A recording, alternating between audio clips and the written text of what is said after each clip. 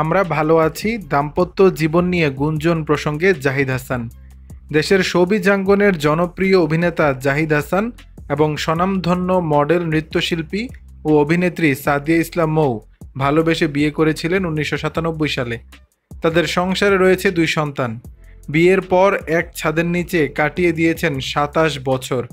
এই লম্বা সময়ে দুজনের জীবনে ছায়ার মতো ছিলেন। তবে সাম্প্রতিক সময়ে এই তারকা দম্পতির ব্যস্ততা বেড়েছে, ফলে একসঙ্গে দুজনকে কোনো অনুষ্ঠান বা আয়োজনে সেভাবে দেখা যায়নি। বিষয়গুলো নিয়ে এক পডকাস্টে প্রশ্নের মুখে পড়েছিলেন জাহিদ হাসান, যেখানে তার কাছে জানতে চাওয়া হয় দাম্পত্য জীবনে কোনো দূরত্ব এসেছে কিনা। জবাবে জাহিদ হাসান বলেন, আমরা ভালো আছি, যদিও একসঙ্গে কোথাও আসলেই যাই না, কারণ আমার শুটিং থাকে রাত করে। এত বছর শুটিংয়ের কারণেই একত্রে কোথাও যেতে পারিনি। যারা মন্তব্য করে তারা হয়তো জানে না, আমার আপন ভাইয়ের বিয়েতেও আমি যেতে পারিনি। সেদিন আমার বিচ্ছু নাটকের শো ছিল বরিশালে। আমার জীবন এভাবেই শুরু হয়েছে। শুটিংয়ের জন্য শিডিউল আগে থেকে নিয়ে রাখা হয়, এর মধ্যে হঠাৎ দাওয়াত এসে পড়ে, তখন আর সেই দাওয়াতে যাওয়া যায় না। আর এখন কোনো ক্লাবে গেলে আড্ডা ছেড়ে আসতে ইচ্ছা করে না, তাই অনুষ্ঠানগুলোয় মৌ একাই যায়। সে দেশে না থাকলে আমি যাওয়ার চেষ্টা করি। এই পডকাস্টে নিজের সাবেক প্রেমিকার প্রসঙ্গ টেনে আনেন জাহিদ হাসান। অভিনেতা জানালেন তার সাবেক প্রেমিকার কথাও জানেন মৌ।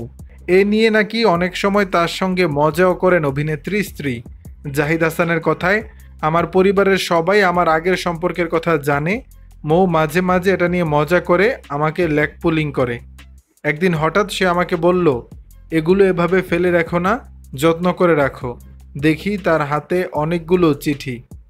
মৌয়ের সঙ্গে সম্পর্কে জড়ানোর আগে এক অভিনেত্রীর সঙ্গে সম্পর্কে ছিল জাহিদ হাসান।